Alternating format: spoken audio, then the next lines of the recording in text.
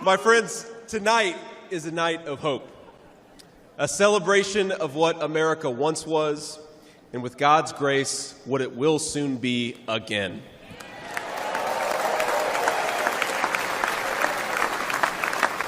And it is a reminder of the sacred duty we have to preserve the American experiment, to choose a new path for our children and grandchildren.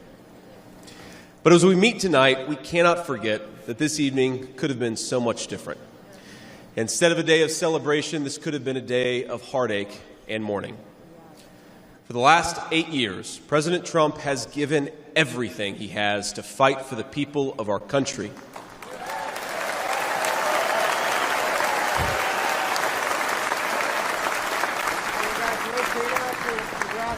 He didn't need politics, but the country needed him. Did it? Now, prior to running for president, he was one of the most successful businessmen in the world. He had everything anyone could ever want in a life. And yet, instead of choosing the easy path, he chose to endure abuse, slander, and persecution. And he did it because he loves this country.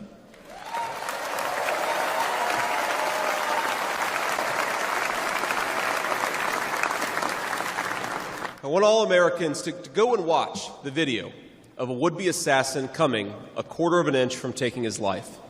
Consider the lies they told you about Donald Trump, and then look at that photo of him, defiant, fist in the air, when Donald Trump rose to his feet in that Pennsylvania field. All of America stood with him.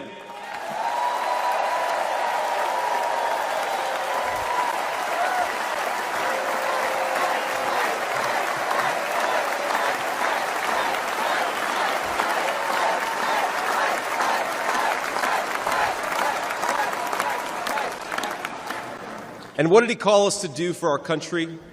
To fight for America. Even in his most perilous moment, we were on his mind. His instinct was for us, for our country, to call us to something higher, to something greater, to once again be citizens who ask what our country needs of us. Now consider what they said. They said he was a tyrant. They said he must be stopped at all costs. But how did he respond?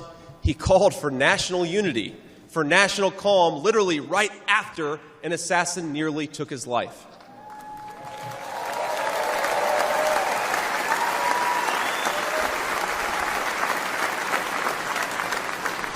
He remembered the victims of the terrible attack, especially the brave Corey Comparatori, who gave his life to protect his family.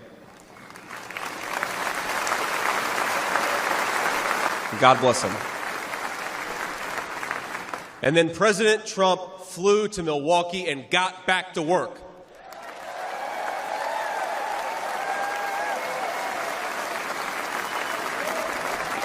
Now that's the man I've gotten to know personally over the last few years. He is tough, and he is, but he cares about people. He can stand defiant against an assassin one moment and call for national healing the next. He is a beloved father and grandfather, and of course, a once-in-a-generation business leader. He's the man who is feared by America's adversaries, but 2 nights ago, and I'll share a moment, said goodnight to his 2 boys, told them he loved them, and made sure to give each of them a kiss on the cheek. And I will say, Don and Eric squirmed the same way my 4-year-old does when his daddy tries to give him a kiss on the cheek. Sorry, guys. He is all those things, but tonight we celebrate he is our once and future President of the United States of America.